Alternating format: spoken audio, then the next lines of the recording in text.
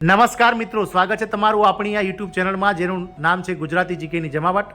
આજના વિડીયોમાં આપણે વાત કરીએ આજરોજ ભારત દેશના નાણામંત્રી નિર્મલા સીતારામન દ્વારા દેશનું વર્ષ 2024-25નું પૂર્ણ કદનું બજેટ રજૂ કરી દેવામાં આવ્યું.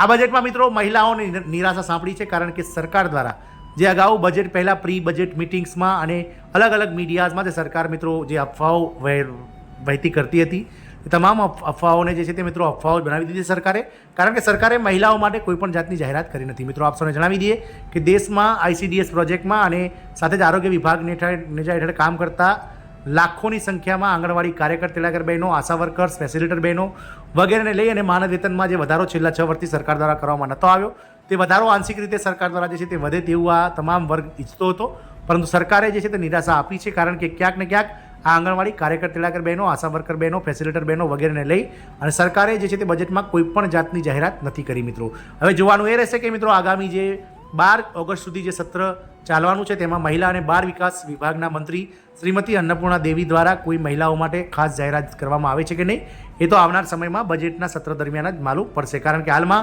બજેટમાં જે છે તે મિત્રો કોઈપણ જાતની જાહેરાત આ મહિલાઓ માટે નથી કરવામાં આવી. તો જાણીએ વિડીયોમાં વિગતવાર કે મહિલાઓ માટે આ બજેટમાં શું ખાસ રજૂઆત કરવામાં આવી છે અને ક્યાં નિરાશા સાંપડી છે આ મહિલાઓને. તો વિડીયોના અંત સુધી આપ બના રહો. જો ચેનલમાં તમે નવા હોય તો અમારી ચેનલને સબસ્ક્રાઇબ કરો, સાથે જ બાજુમાં રહેલું બેલ આઇકોન દબાવી ઓલ નોટિફિકેશન ઓન કરો, જેથી કરીને ચેનલ પર મૂકવામાં આવતા વિવિધ ભરતીઓના નોટિફિકેશન, વિવિધ ભરતીઓના પરિણામ, જીકેના વિડીયો અને સરકારી કર્મચારી પેન્શન યોજનાને લગતા પરિપત્રો તમને સરળતાથી ચેનલના માધ્યમથી ઉપલબ્ધ થઈ જાય. તો મિત્રો મહિલા બજેટ બિઝનેસ માટે ગેરંટી વગર લોન, મહિલા ખેડૂતોને દર મહિને 3,000 રૂપિયા મળશે, દર 3 મહિને 3,000 રૂપિયા મળશે. નિર્ભયા ફંડમાં પણ ઘટાડો કરવામાં આવ્યો છે.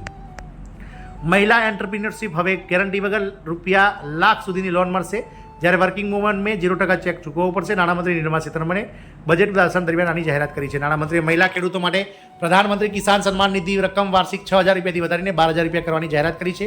હવે તેમને વર્ષમાં 4 વખત 3,000 રૂપિયા મળશે. આમ મિત્રો જે મહિલાઓ માટે છે, ખેડૂત મહિલાઓ છે, તેમના માટે મિત્રો આ ખાસ મહત્વના સમાચાર છે, કારણ કે જે મહિલાઓને મળનાર કિસાન સન્માન નિધિ રકમની જે આવક છે તેને બમણી કરી દેવામાં આવી છે. જે વાર્ષિક મિત્રો 3 હપ્તામાં 6,000 રૂપિયા મળતા હતા 2,000ના, તે હવે 3,000ના જે છે તે મિત્રો 4 હપ્તાઓ મળશે. મિત્રો આ વખતે જેન્ડર બજેટ હેઠળ મહિલાઓને ₹0.000 લાખ મળ્યા છે, જે ગયા વર્ષ કરતાં 0.0% વધુ છે. એટલે કે કોઈપણ જાતનું મહિલાઓ માટે મિત્રો જાહેરાત કરવામાં નથી આવી. જેન્ડર બજેટ એ મહિલાઓને લગતી યોજનાઓ અને વિભાગોમાં આપવામાં આવતું હતું. નાણાકીય વર્ષ 2005-6ના બજેટમાં પ્રથમ વખત આ અંતર્ગત જાહેરાતો કરવામાં આવી હતી. જેન્ડર બજેટના 2 પાર્ટો છે: મહિલાઓને લગતી યોજનાઓ જેમાં 100% પૈસા મળે છે, જેમ કે નિર્ભયા ફંડ, બેટી બચાવો બેટી પઢાઓ અને હેલ્પલાઇન, મહિલા હેલ્પલાઇન. બીજી છે યોજનાઓ જેમાં ઓછામાં ઓછા 30% ફંડ મહિલાઓને આપવામાં આવે છે, જેમ કે કૃષિ, શિક્ષણ, મહિલા અને બાળ વિકાસ. બજેટમાં મહિલાઓને આ વખતે કોઈપણ જાતની જાહેરાતો કરવામાં નથી આવી. મહિલાઓ બિઝનેસ લોન ઉપર 0% છૂટ આપવામાં આવી છે. આ માટે તેમણે 0.000 રૂપિયા ખર્ચ કરવામાં આવશે. શું થશે ફાયદો? છેલ્લા 3 વર્ષમાં મહિલાઓ લગતા અને સ્ટાર્ટઅપ્સને મળતા ફંડિંગમાં 75% ઘટાડો થયો છે. 2021માં સૌથી વધુ 54,287 કરોડ રૂપિયાનું પ્રાપ્ત થયું હતું ભંડોળ, જે વર્ષ 2023માં ઘટીને 9,187 કરોડ રૂપિયા થયું હતું. આ જાહેરાત બાદ સ્ટાર્ટઅપ્સ અને નાના ગૃહ ઉદ્યોગોને પ્રોત્સાહન મળશે. વચગાળા બજેટમાં 2024-25માં 4 મોટી જાહેરાતો કરવામાં આવી હતી, જેમાં 3 કરોડ મહિલાઓ બનશે લખપતિ દીદી. મહિલાઓને કરોડપતિ બનાવવાના ટાર્ગેટ સાથે 2થી વધારીને 3 કરોડ મહિલાઓ કરવામાં આવે તો આ યોજના હેઠળ 1 કરોડ મહિલાઓ લખપતિ દીદી બની છે. યોજના હેઠળ મહિલાઓને તાલીમ આપીને આત્મનિર્ભર બનાવવામાં આવે છે. વાત કરીએ આંગણવાડી કાર્યકરને 5 લાખ સુધીની મફત સારવાર. આયુષ્યમાન ભારત યોજના હેઠળ તમામ આંગણવાડી અને આશા વર્કર બહેનોને 5 લાખ સુધીની મફત સારવાર મેળવી શકશે. આ હોસ્પિટલોમાં દાખલ થવાથી ડિસ્ચાર્જ સુધીના સમયગાળાને આવરી લેવામાં આવશે અને મિત્રો દાખલ થવાના સમયગાળા દરમિયાન પગાર પણ ચૂકવવામાં આવશે. સર્વાઇકલ કેન્સરની મફત સારવાર. તો સર્વાઇકલ કેન્સરને રોકવા માટે 9 થી 14 વર્ષની બાળકીઓને મફતમાં રસી આપવામાં આવશે. ભારતમાં દર વર્ષે સર્વાઇકલ કેન્સરના 1.25 લાખથી વધુ દર્દીઓ જોવા મળે છે. આનાથી મૃત્યુઆંક 77,000થી ઉપર છે. સક્ષમ આંગણવાડી યોજના અને પોષણ 2.0. આંગણવાડી કેન્દ્રોને ડિજિટલ કરવામાં આવશે. તમામ આંગણવાડી કેન્દ્રોની કામગીરી અને વિકાસને આંગણવાડી દ્વારા ટ્રેક પર કરવામાં આવશે, જે 6 વર્ષ સુધીની છોકરીઓ, સગર્ભા અને સ્તનપાન કરાવતી સ્ત્રીઓને આવરી લેશે. વર્કિંગ વુમનને આવકવેરામાં રાહત નહીં. તો આ આવકવેરામાં વર્કિંગ વુમનને કોઈપણ જાતની રાહત આપવામાં નથી આવી. મહિલા શિક્ષણ માટે કોઈ મોટી જાહેરાતો કરવામાં નથી આવતી. છોકરીઓને શૈક્ષણિક સંસ્થામાં 5% અનામત મળે છે, પરંતુ તેમણે છોકરાઓની જેમ સંપૂર્ણ ફી ચૂકવવી પડે છે. મહિલાઓ માટે શિક્ષણ બજેટમાં વધારો થવાની આશા હતી, પરંતુ કોઈપણ જાતનો વધારો થયો નથી. આ સેક્ટરોમાં કંઈ નથી મળ્યું.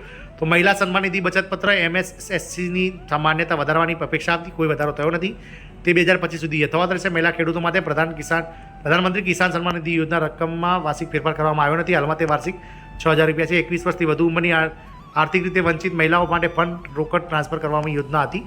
સેલ્ફ હેલ્પ ગ્રુપ SHGSને કાચો માલ પૂરો પાડવા માટે કોઈ જાહેરાત કરવામાં આવી નથી.